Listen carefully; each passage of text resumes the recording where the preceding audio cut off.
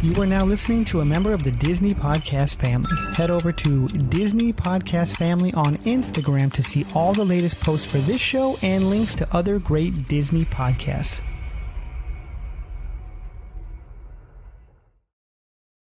Welcome back to Miles from Main Street. We're weighing the benefits of the D23 Fan Club Gold membership. To all who come to this happy place, welcome. Please stand clear of the doors. Por favor, manténganse alejados de las This here's a wild ride in the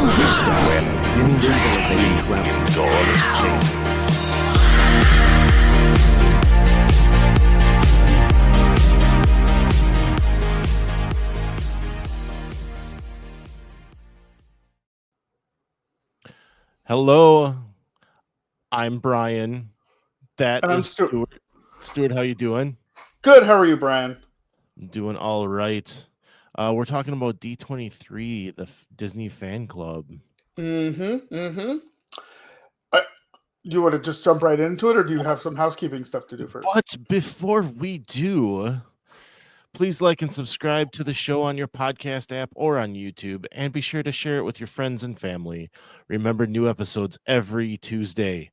On Fridays, find the Disney Dash, a short-form podcast with my daughter Mia, where she is talking Disney from A to Z from a kid's perspective. Those are fun episodes, by the way. Tell Mia she's a rock star, and I'm glad that she does those things. She's been getting a lot of great feedback. Yeah, That's awesome. it's a lot of fun to do with her. That's awesome.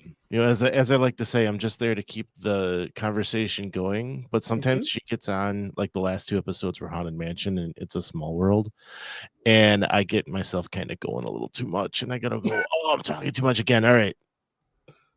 So, That's okay. That's okay. I think it's good for our kids to see that we're excited about things. yeah. And she's excited about Disney, so it's fun to have her doing that show. We do have some fan feedback. Awesome. Yeah, so Daniel Butcher came in with, and this is in relation to the What We Always Do at Disney episode. Yep. And he said Plaza Inn is bonkers. Yes. That's Plaza Inn is bonkers. he is correct. Plaza Inn is bonkers, but it's an amazing place. So Yeah, I've never had the fried chicken. Don't hurt me. okay, That's okay though. Okay. He also doesn't like turkey legs. So Daniel Butcher's comments are suspect, to say the best. All right. Well, we do have one from our text line. If you want to text the show, feel free to do that. There is a link within the show notes. It says, "Hi, Brian. It's Mindy from the other side of Wisconsin," with some laugh emojis. "Not sure if you remember, but used to do a podcast, Everyday Diz." Yes, Mindy, I do remember, and I'm glad you reached out. I hadn't seen you active lately, so I was wondering how you were doing. It's great to hear from you. Anyways, always listen and love to see you back, and it's been great listening to you and Stewart. She got that Nice right? to meet you, Mindy. Hi. Tell your folks I says hi, and watch out for the deer. I just wanted to say hi. Oh, wait. Yes, I just wanted to say hi again and thank you and Stuart for the fun content. I don't think I'll get to Disney this year, so really trying to fill my time with movies, podcasts, and anything I can get my hands on at the moment. Keep it up and hope to talk again soon.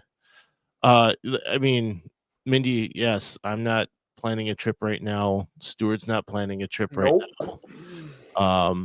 2025 is the year of the comeback. That's what they say. Yeah, That's what they're saying.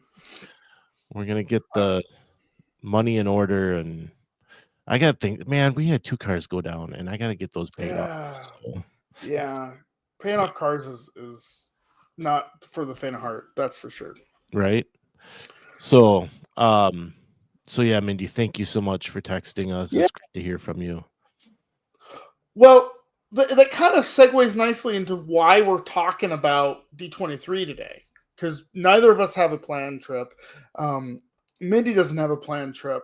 And so part of what D23 does is allow us to be connected to Disney and the D23 family, Yes. group, without being close to Disney. And one of those things that I don't think they've done very well in the past is, I'm already starting with a negative. I got to rework on that, but not today.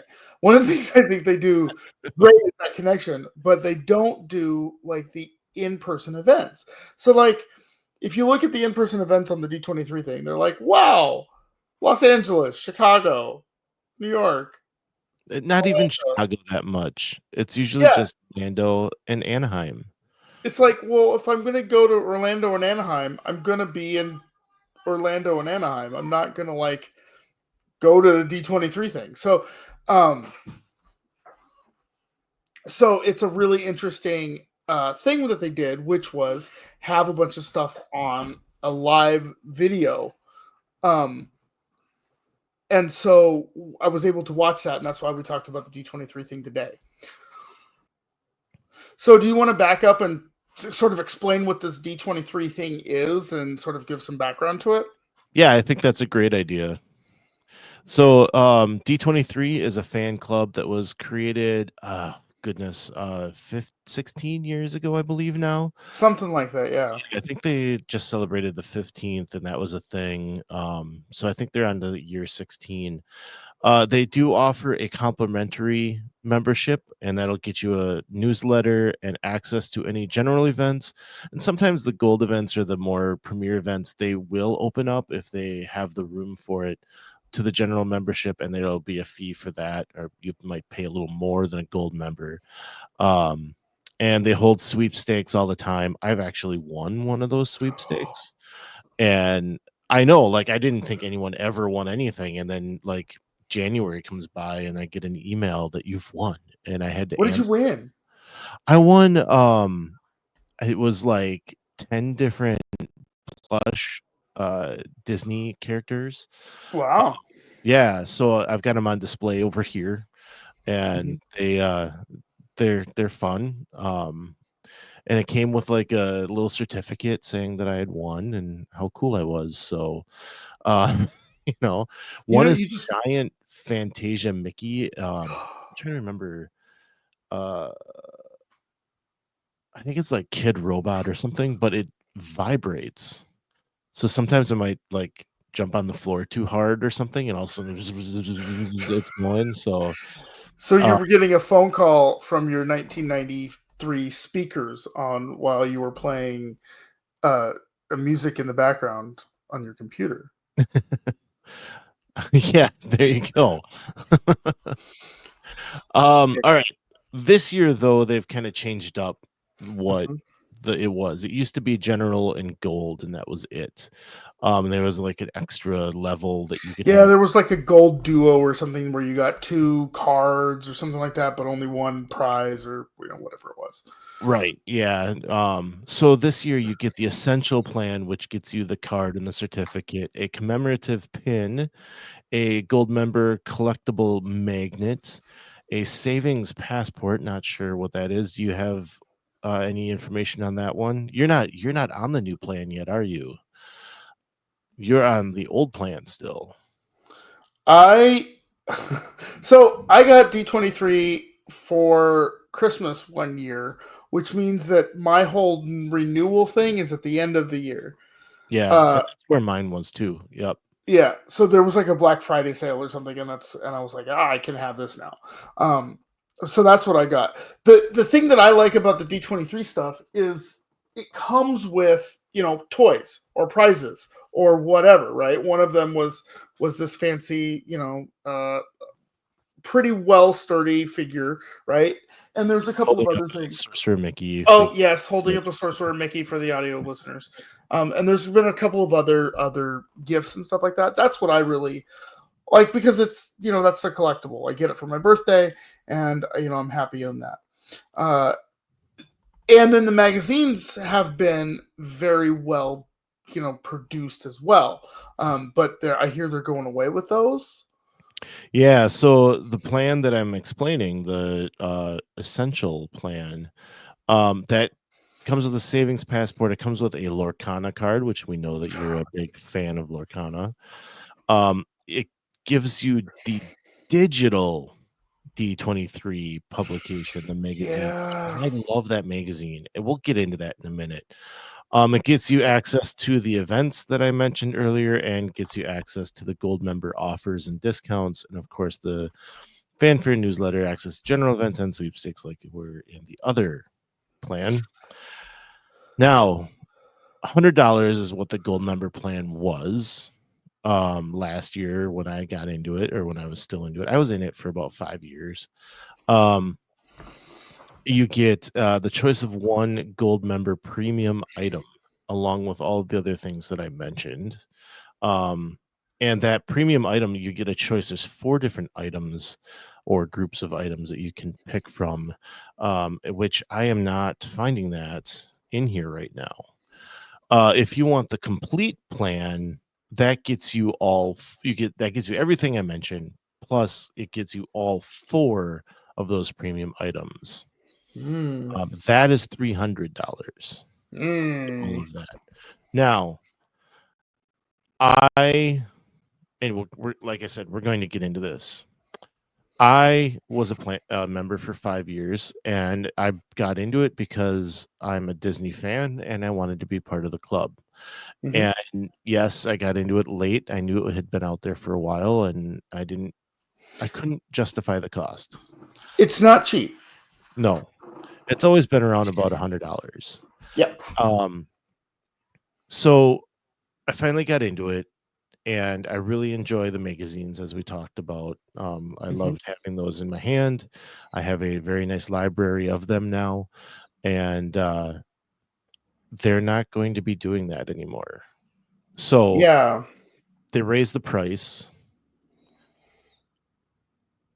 Actually, if you still want the premium item, I guess it's still about $100. It's not really raising the price, but you're getting the digital magazine. You're not getting the physical copy, which if you want the physical copy, you can buy it for $10. So that's 4 times a year. That's another $40. So in my eyes, they've raised the price.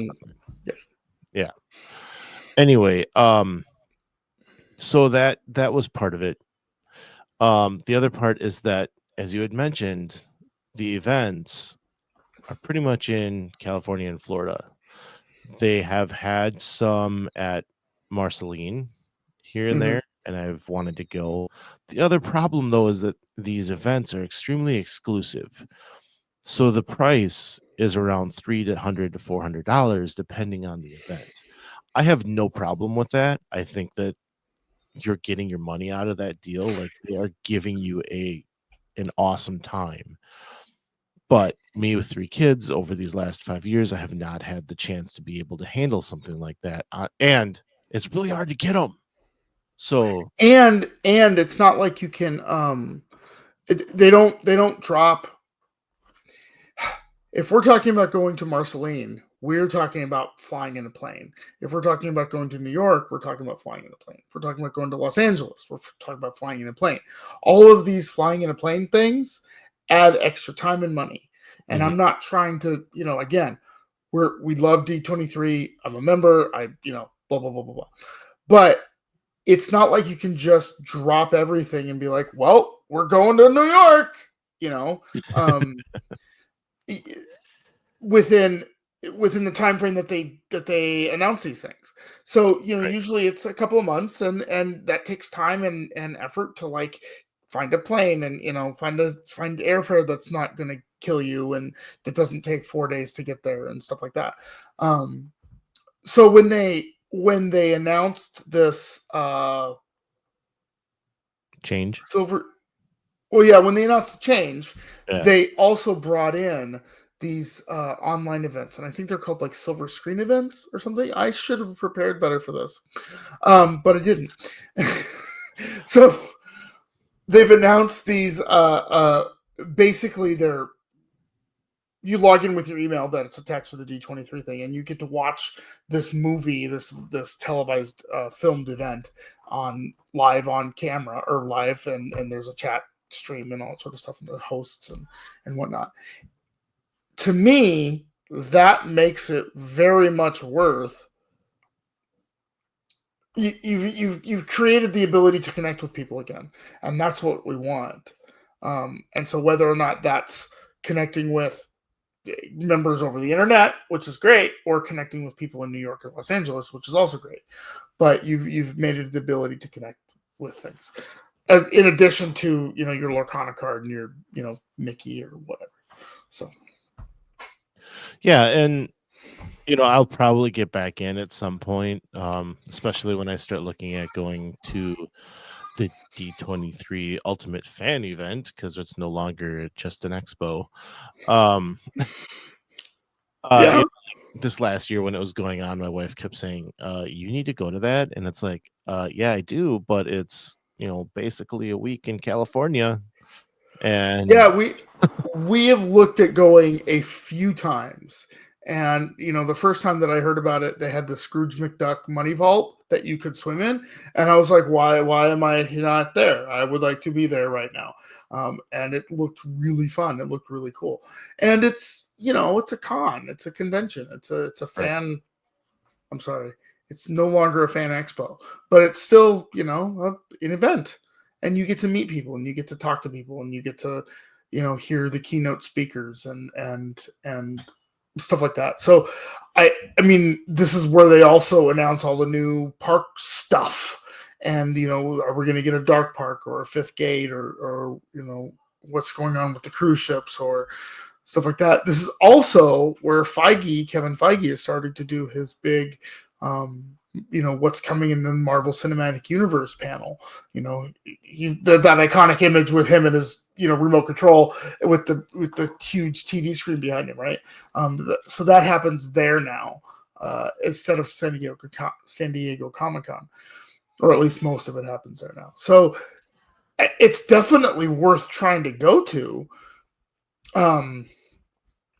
I think it's something that I definitely need to go to. I just haven't made it a priority yet. Yeah. When you go, we'll have to maybe we'll both go or something. I don't know. Well, maybe it's podcast research that we need to do. Yes. You should. That means you should like and subscribe to this podcast, so we'll start monetizing it. That's what that means. Yes. It would. Yeah, that would sure help out, wouldn't it? Yeah.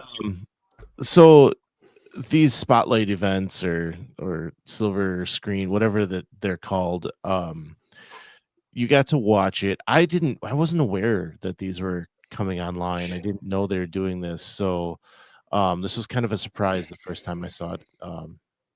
I saw it announced, and it made me sad that I did not keep my membership, because I could have stayed on the old plan and gotten the physical copy of the magazine, the cool Sorcerer Mickey you were holding up, and all that. But I did let it go, so I do not have access to this presentation, which I might as well mention now. They don't offer a playback with these. These are live events that you're just tuning into. And that's another difficult thing for me. They've done these before, and the time hasn't worked out the way I would like. And it typically means I need to watch it later, because a lot of this stuff can get kind of heavy and nerdy, and my family isn't necessarily into that type of stuff. So you're right. It's hard for me to be able to sit down and just watch it when we've got a busy household. So things are changing, and maybe I'll be able to join in at some point. But you got to watch it, and I want to hear about it. I did. And so this was Jolly Holiday, which was the Richard Sherman brothers, but Richard Sherman more documentary celebration panel at the last D23 Expo, and it was filmed, and they had a bunch of celebrities come out, John Stamos and Floyd Norman and Tony Baxter and a couple of people who sang some songs. I am woefully unprepared for this. I thought I should have taken notes, and I didn't, but it doesn't matter. It's still fun. And, you got to sit and watch it with people, and it was, I don't know if you've done this or not, but it was, well, basically like YouTube, right? It wasn't on YouTube, but it was basically like YouTube. You had, the show, and then you had a bunch of chat over here, and the chat was scrolling 90 miles a minute. And so you couldn't, I personally couldn't like interface with both. So I threw the video up on the screen and texted my friend who was watching it on her iPad or whatever. So that's the way we connected with it. And it was really fun. And they made a point to announce a few more. So Weird Disney was one of them, and I think there might have been an animation one. See above about me not being prepared. But the point is, it seems to me they're making a conscious effort to include people who are not able to get to Los Angeles and not able to get to New York or Orlando or wherever it happens to be. I mean, even Chicago is not super easy for me. It's 6 hours, which is not hard, but it's not, it's a whole day. Right. It's not a trip. And, as an aside, some of the things that they do offer and have offered are premieres, free showings or premieres of new movies. And they're usually downtown Chicago, which is, like you said, not the easiest for us to get to. And from what if it's in Chicago at all, if it's even in Chicago, a lot of them are like in New York, and it's like, well, that's great. Or at the Los Angeles Symphony Theater, which they own, that I would be amazed to go see that. Like, I think they did the Moana premiere there, and it's like, you could have gone to that, if I was in California, right? Yeah, and these are just like special showings for the club. But the problem is that they're running. It's like another company that they've hired to run this at the theater, and they'll oversell the tickets. And so you get there like 3 hours early to be able to actually get a seat in the show. And I was hearing last year a few times that people were getting turned away, even though they were told they had a ticket ahead of time. But they do that because since it's a free event, people might just say, I'm not going to bother,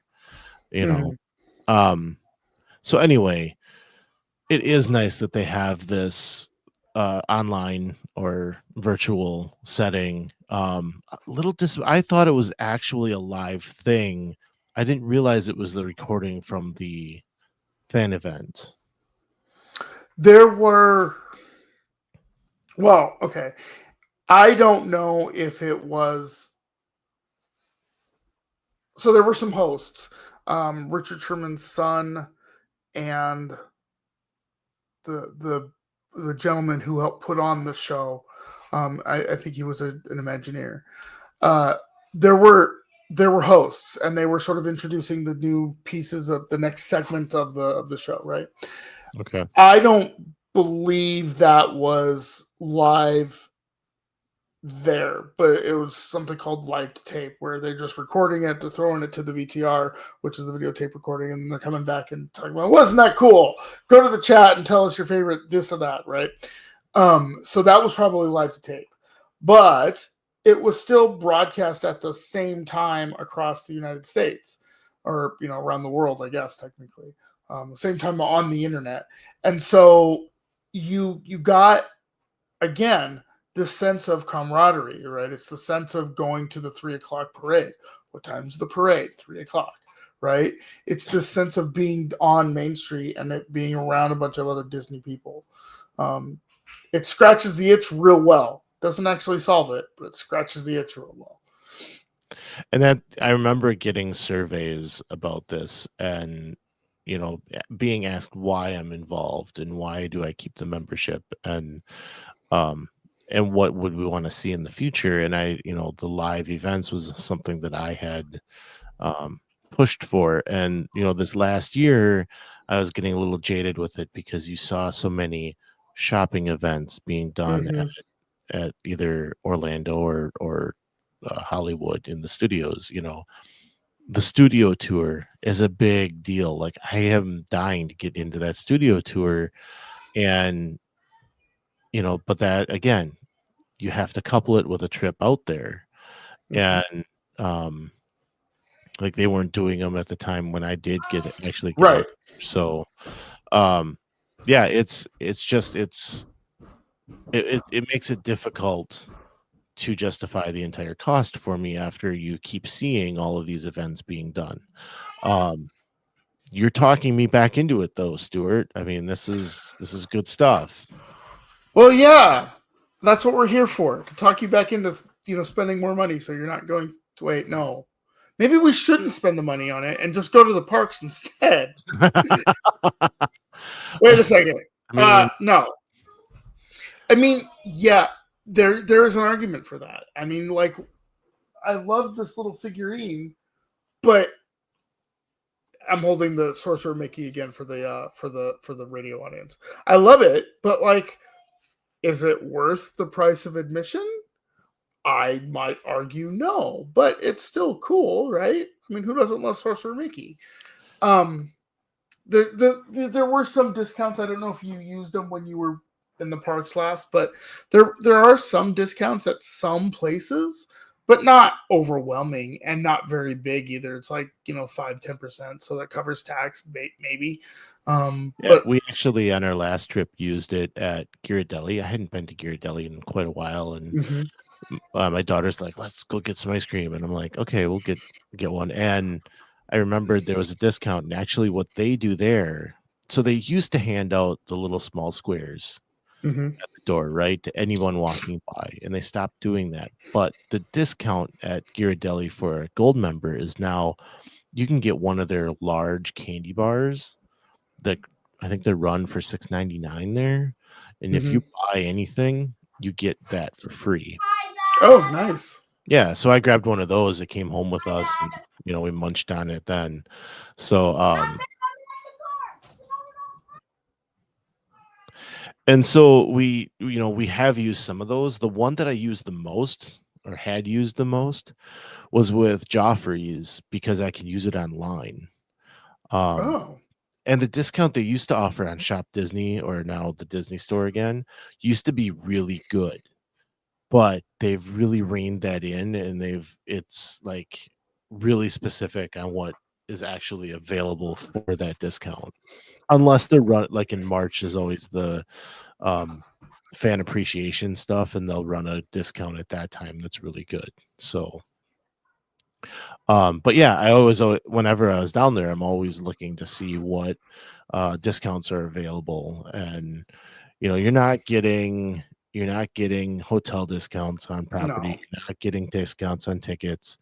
You might be able, if you want to stay at like the Lake Buena Vista Hotel by Disney Springs, that's not actually Disney, you can get a discount there. And there are some other hotels in California and Florida that you can get a small discount. Some of them are up to 20% at those hotels, but Disney's not giving you anything for being in the in this club, really. It's other people that work with Disney that might give you something. That Joffrey's discount is a good one in the parks like that. Yeah, because we always are hitting Joffrey's when we're there, and it's a big deal. The discount I remember the most was the Shop Disney things. There was a couple of pins. So like when Muppet Treasure Island came out, I got the Kermit Captain pin and a couple of other things, and those were pretty cool. That you couldn't get when you would buy that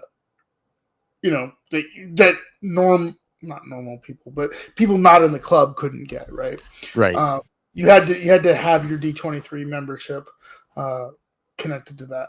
I wouldn't be surprised though if in the future something with your D23 membership and Disney Plus started happening.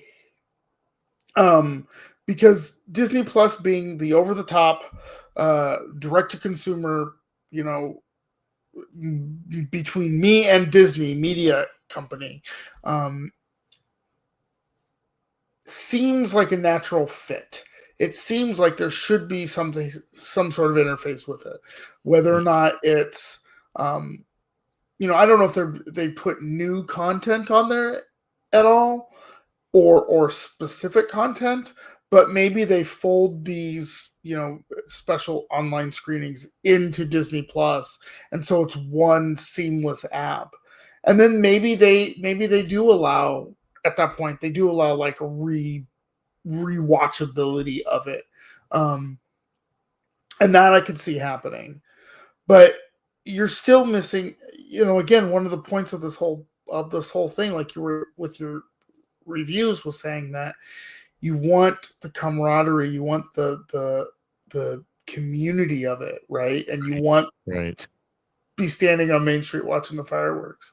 The magazine was great, and I love it, and I have a bunch of them, but I've never read an article in them. I've looked at the pictures. Pictures are pretty. Go read out there. I mean, and I said this online when they announced the new plans and that they were going to digital with them. It largely has become an advertisement for new movies and TV shows. They will give you some background and some insider information that you might not hear about, but largely that's what they're doing. Is the large articles in those magazines are about the upcoming movies. And so when you go back to read some of them, you go, oh, that movie sucked, or oh, that movie didn't do well, do I really care? Sometimes you don't, and other times there's a great Star Wars article, or there's a great I don't know, Moana article or something, you know, of a good movie that did come out that you do kind of enjoy getting that additional background. It was the historical type stuff that I was looking for, and there is some of that in there. It's just not as heavy as it used to be. It's, you know, a couple of smaller articles now. If it were more historical, if it were more like, this is how Walt created Disneyland, and this is the struggle you went into, or really like a deep dive into, you know, launching the balloon 50 feet in the air, or whatever it was, right? That, I think, would make D23's magazines sort of to the next level. But you're right. It is just an advertisement for, you know, Mufasa or whatever is coming out. Right.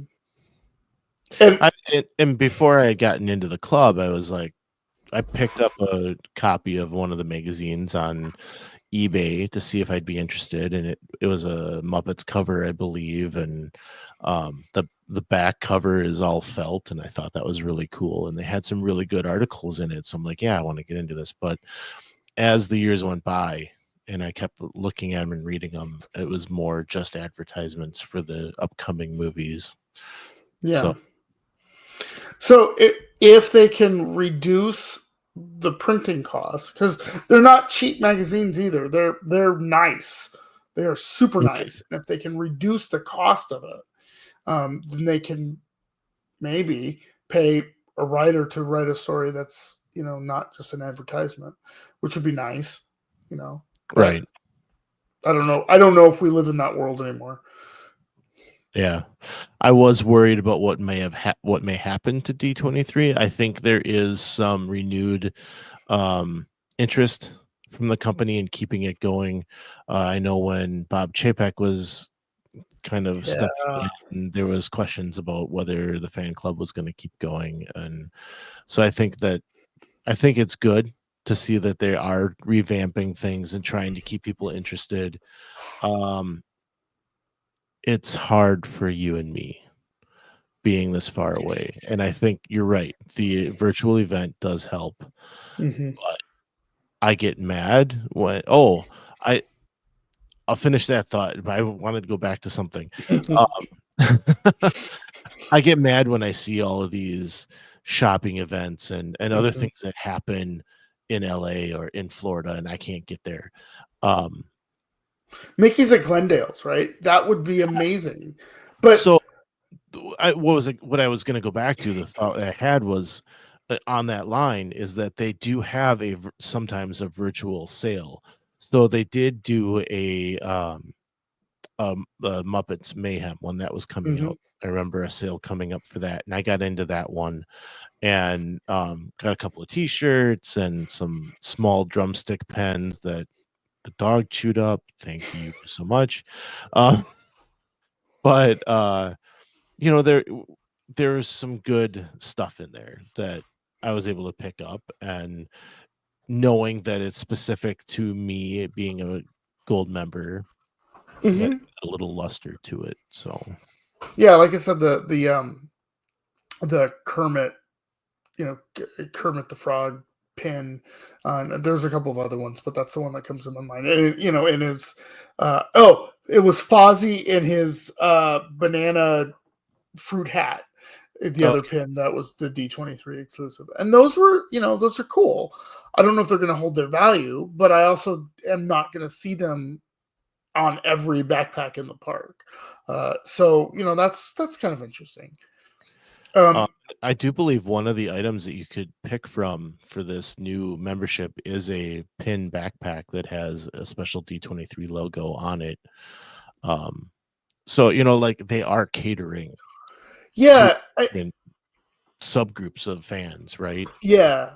One of the people that they interviewed for this Jolly Holiday, or maybe he introduced it or whatever, was sort of the leader of the pack for MICKEY MOUSE, leader of the D23 group, right? Internally, he's a cast member who works for Disney, and he's sort of managing the D23 thing. He was talking about how he didn't specifically say the words that we are saying, but you got the sense that it was of import to him to reach out to the people who don't live in New York or Orlando, or who are not in New York or Orlando or Los Angeles, the bigger cities. And so I think that's why they did the virtual event. And the virtual event was very well attended. Like I said, the chat was going, it was flying. I couldn't read it. So I just stopped because there was no way to even have a conversation with anybody. They'd send out a poll. It's like, what was your favorite, supercalifragilistic moment or whatever? And before you got done typing, it's gone. You couldn't even remember. So, was it a success? Yes. Did I utilize the chat at all? No, I didn't.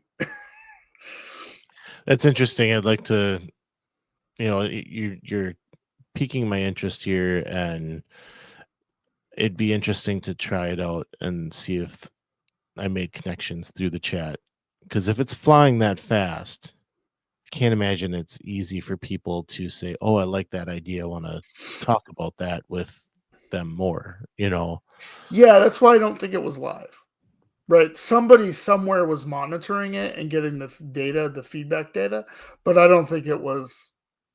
There's not no way, but I doubt there was an intern looking at it going, "We should ask this question next," because I think I just mean like you and me, like if you and I there and we see this chat flying by, we're not necessarily reading the chat and going, "I want to talk to that person about that." And putting more chat in. It's more just kind of responding to the presenters, right? And they're not necessarily going to do anything with that. And I think back to your point at the beginning is that they're trying to build that camaraderie again, and you felt that even though the chat wasn't there for you. Yeah. I mean, what I think would be really interesting is if when they do the next one, because there was two more announced, and Weird Disney was one of them, and I forgot the other one was. But when they do the next one, to have a group of people. Do you remember COVID, Brian? You know how we all sat in our house? I've heard a legend of COVID of some sort, yeah. And watched TV and then chatted on our phones. Do you remember that?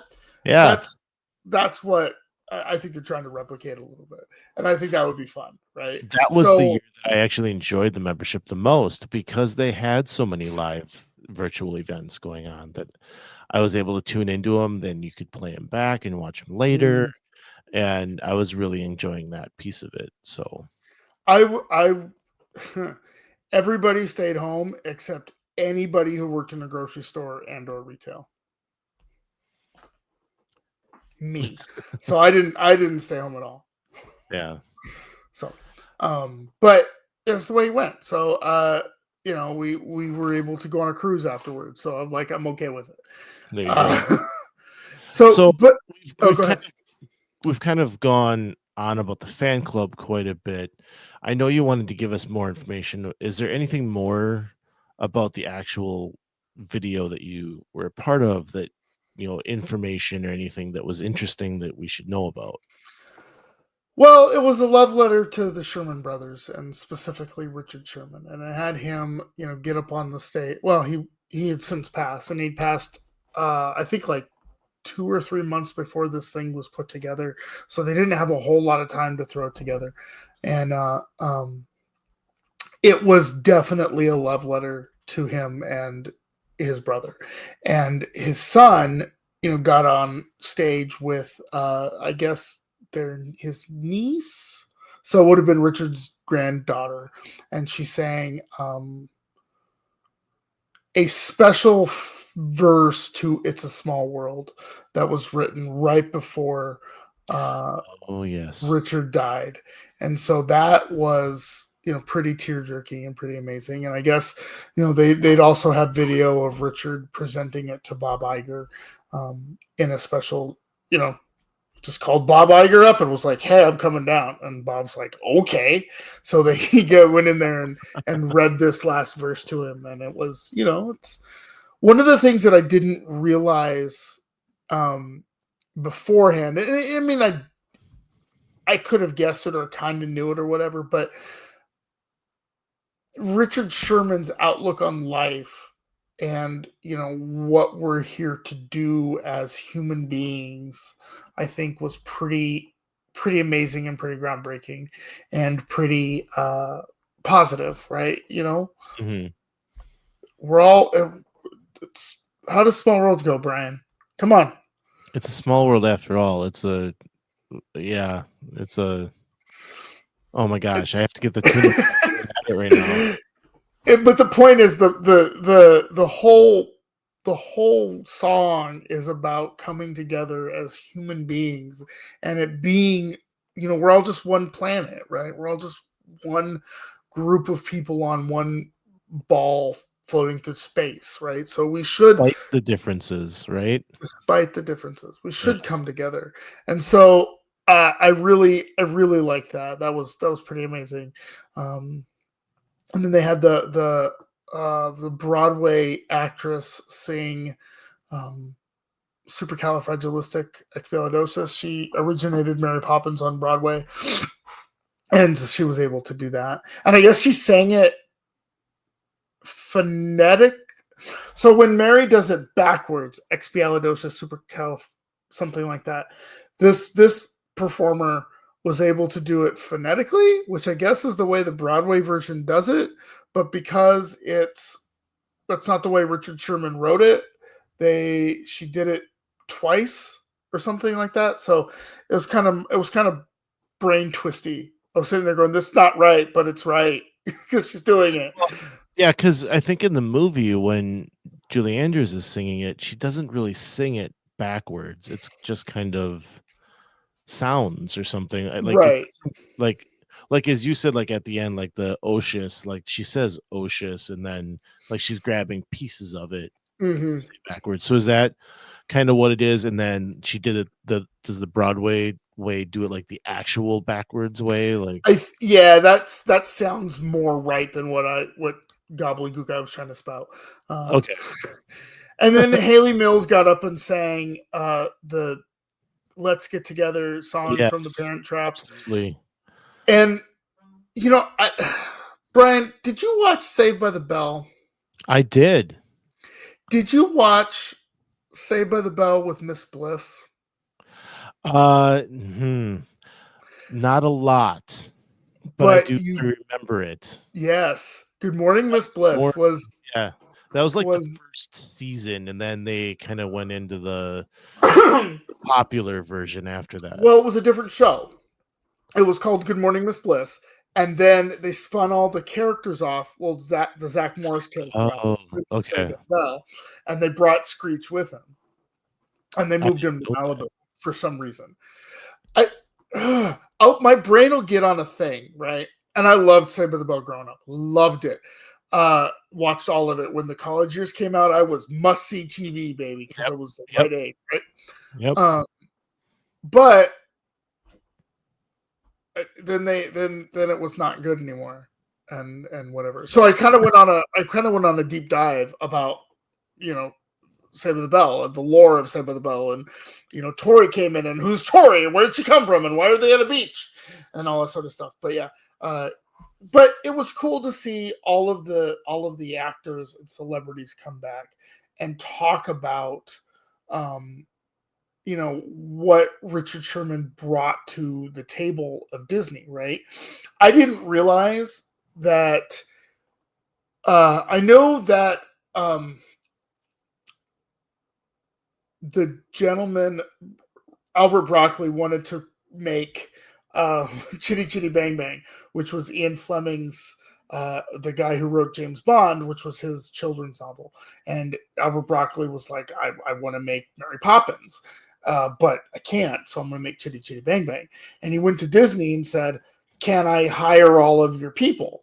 And Walt was like, sure, here's the Sherman Brothers. And so they, you know, I didn't realize that it was that easy. It probably wasn't that easy, but And it was. Back then it was. Yeah, back then it was. I don't know that the Sherman Brothers were huge yet. They may not have been. Not have been. But anyway. But it was still the same DNA, right? And so if you watch Chitty Chitty Bang Bang, which is a very good movie, and I highly recommend it, you get Dick Van Dyke singing more songs, right? Who doesn't love that?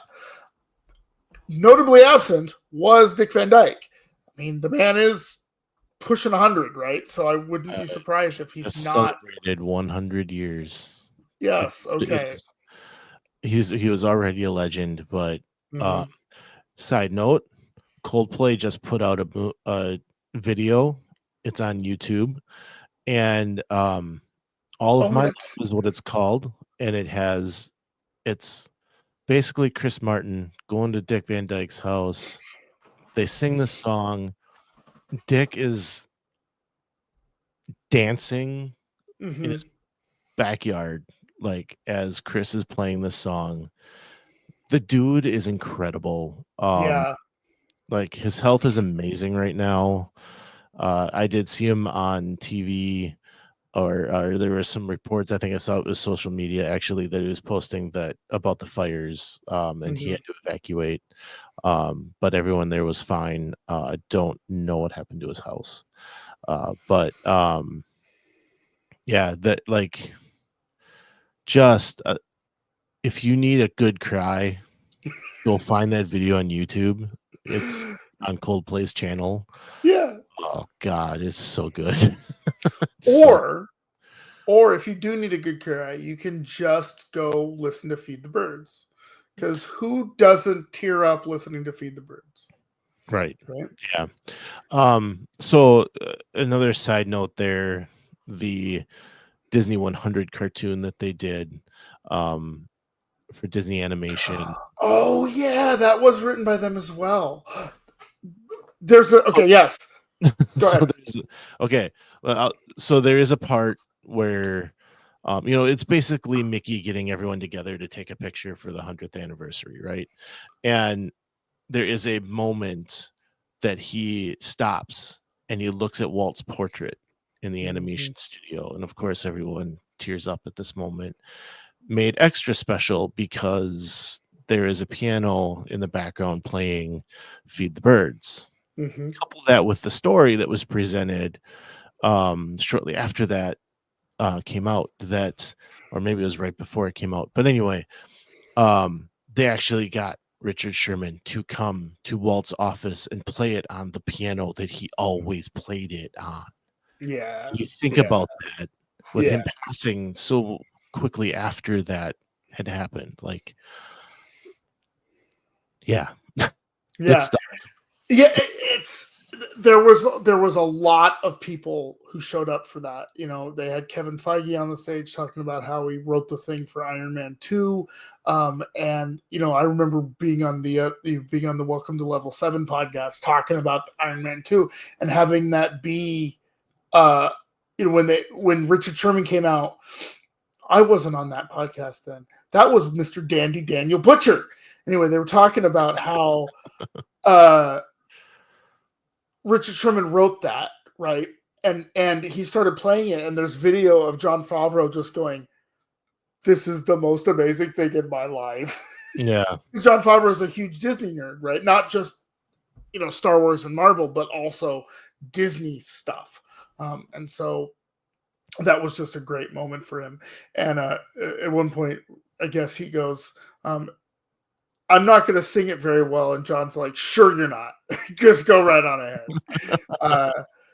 But then, you know, Floyd Norman, who posts some amazing artwork on Disney on Facebook. Yes, he does. Who you tagged me in some stuff for. I may or may not screenshot every single one of his Robin Hood posts. May or may not. I don't know. He's a great follow because he just, you know, has these posts of artwork he's done or is doing, and yeah. He talked about how they wrote the bare necessities in like an hour and a half or something like that. So it was really good, and I'm really glad I watched it. And I'm kind of jealous of all the people who get to see it in D23, but I think this was a good sort of thing for it. And it just hit right at the right time. I was home. I was able to power up the computer and connect it to the TV and all that sort of stuff. I wish they'd had a way to play it externally. So like I had to mirror my laptop to the TV, and then I was trying to do other things or whatever. But they'll work the bugs out. I mean, I think this is overall, I think this is a good way to move forward into getting more events for people outside of New York, Los Angeles, LA. Yeah. So, I mean, this has been an incredible conversation. I think we could go another hour on this, but at least I think we're out of time at this point. You know, like this was great stuff. And so I want to know from everyone else, like, how do you feel about D23? Do you still have your membership? Are you thinking of getting one? Did Stewart talk you into it? Feel free to send me all of the Lorcana cards that you get from your D23 membership. I will take them as gratitude. If you sign up, I'll take them. That's mighty nice of you. You know what? I'll just take it off their hands. Yeah. No. Yeah. I saw that and I was like, well, I guess I'm knowing what I'm doing next year. Melissa Pilgrim is our choice for your next Disney vacation. You can reach her at amagicalpilgrimage@gmail.com. We thank her for her support. Well, all right. Thank you, everyone, for watching and listening. Remember, episodes every Tuesday. You can find us on Facebook, Instagram, or YouTube. As a bonus, leave us a comment, and we'll read it on the show. Or better yet, find the link to the text. I can't get this right. Find the link to text the show in our show notes, and we'll read that on the show, just as we did for Mindy today. So, Mr. Stewart, as we like to say, some live close, but others don't. So let's talk about it. We'll see you next time on Miles from Main Street.